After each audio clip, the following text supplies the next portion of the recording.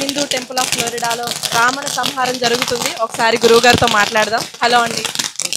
చాలా సంతోషము. అందరికీ కూడా విజయదశమి శుభాకాంక్షలు.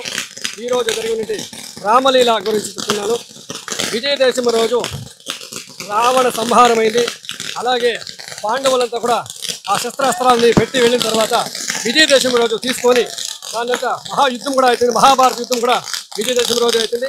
కాబట్టి మన విశేషమైన మన హిందూ టెంపుల్ ఆఫ్ ఫ్లోరిడాలో జరిగినటువంటి ప్రతి సంవత్సరం కూడా ఇటువంటి కార్యక్రమం జరుగుతూనే ఉంటుంది. కానీ విశేషమైన ఈ సంవత్సరం కూడా మన రావణ దహనం రామలీల అని చెప్పి అన్ని చేస్తున్నాము.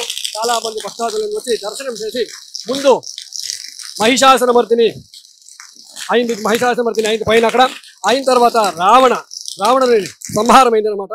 ఇవన్నీ వచ్చింది కాబట్టి జై శ్రీరామ్ అని చెప్పి అందరూ ప్రతి ఒక్కరు కూడా జై శ్రీరామ్ అని చెప్పండి. జై శ్రీరామ్. జై శ్రీరామ్.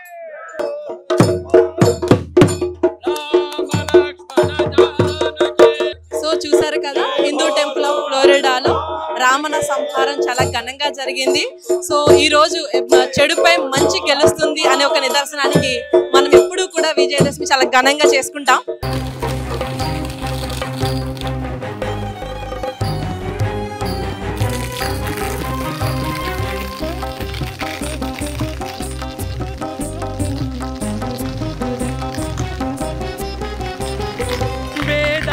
घनतत्व विविध शास्त्रानंत वेदांत रूपिणी बीजाक्षरी.